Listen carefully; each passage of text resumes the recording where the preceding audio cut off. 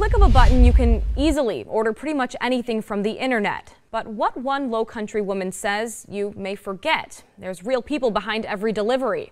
In a story you'll only see on ABC News 4, our Amy Russo spoke to that woman. Amy, you say she was surprised when she got her deliveries. Yeah, Natalie, when Erica Kozma saw she had 4 alerts on her phone from 1 in the morning, she expected to see a cat or a bird moving in front of the camera, but what she saw shocked and humbled her. At first it scared me because I see 2 men on my porch. And wouldn't it scare you? 2 men on your front porch at 1 a.m.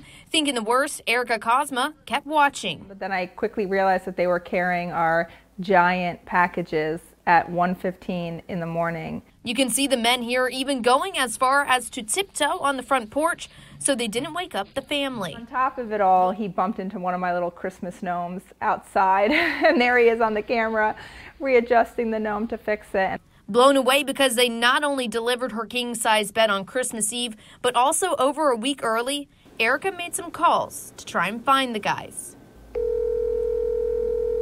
I tried to call Home Depot and get the names of the 2 delivery men, but unfortunately, because it's the holiday, that department is closed today. That would have that information. So she posted about her experience to Facebook and learned other neighbors experienced the same thing. I posted it online on a Mount Pleasant Moms page, and already over 225 people have liked the post. Erica says it's her mission to find these men and thank them for her Christmas miracle. But it also was kind of a reminder that we all need to be appreciative of all these delivery men and everyone working this holiday season. Erica says once she finds the men, she plans on raising money so she can buy them a Christmas gift. She says she'll keep us updated on when that happens. Talent. That's just one word to describe what 17-year-old August Greenwood and 18-year-old Nala Palmer have. Greenwood has already successfully written and put on a musical. But they're setting the stage for even more. Charleston Clark tells us more about a new project brought on by friendship.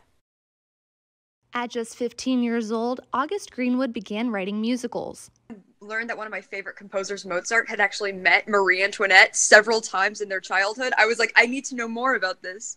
So I wrote a musical about Marie Antoinette, who's her real name was Antonia, and I was really fascinated by the fact that nobody knew her real name. She changed her name when moving to France, and I was like, I need to write about this. So I did. August lives in Charleston. After putting on a successful performance in 2019, August stumbled across Nala Palmer, who lives in Washington, D.C. So I obviously saw Nala's video, and I was obsessed with the way that Nala was talking about how she liked music. And I was like, that's how I feel about music too. So we started talking. We became really good friends. That friendship then led to a new idea. Lady started the night that Antonia closed. I had the idea for it. And so I wrote it down, and I wrote a song called I Choose You, posted it online. Nala saw it, and then Nala did the instrumentals for it. And of course I fell in love with the instrumentals for I Choose You.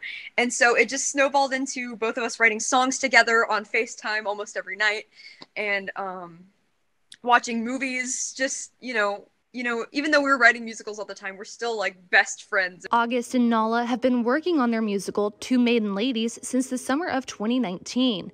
Two Maiden Ladies follows the story of 2 women who were married in the 1800s. The biggest challenge of writing this musical? It's really been like, one of us will write something and then we have to send it over and be like, do you like this? Instead of us writing it together at the same time.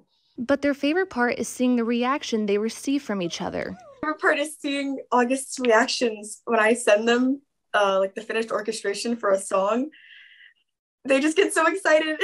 Their end goal in life? On Broadway together in our lifetime. But, you know, who knows? We would be happy with any stage, period. But one day we would like our musicals to go to Broadway. 7:45, let's light it up. On the orders of Charleston Police Sergeant Shawn, the night lit up with police, fire, and ambulance lights, all in an effort to light up the eyes of the children inside Shawn Jenkins Children's Hospital. That is a child who's in a hospital room. It definitely brings reality home that we want these kids to get better, and hopefully we're having a part in raising their spirits. Raising spirits in a way Sergeant Angles knows all too well. My 7-year-old was actually in the hospital 2 weeks ago, looking down from the 8th floor during the event 2 weeks ago. He's got some asthma that put him in the hospital unplanned. This is the second year for the event, a way to bring positivity when COVID keeps officers out of the hospital rooms. A socially distanced plan to raise spirits and even raise a special guest 90 feet in the air. They're going to raise Santa on the fire department ladder truck. First responders do so much meaningful work, and it's two special groups gathering that I think makes it most poignant and most special. Special groups, with one lighting the way from the parking lot and the other shining lights back from their hospital rooms. Two perspectives Sergeant Angles has seen, but an experience he hopes both sides can enjoy. Just hope and cheer, and knowing that we've got their backs, knowing that they can look to any first responder, and when they are out of the hospital, that, hey, we want to be there for you when times are good, when times are bad, and hopefully inspire some of these kids to be first responders of their own. Always there, even when the lights are off. A beautiful event. Thanks everyone for coming. Have a Merry Christmas. Multiple agencies took part in the event, including Charleston, Mount Pleasant, Summerville, and North Charleston Police. Along with them, Charleston, Mount Pleasant, and North Charleston Fire took part.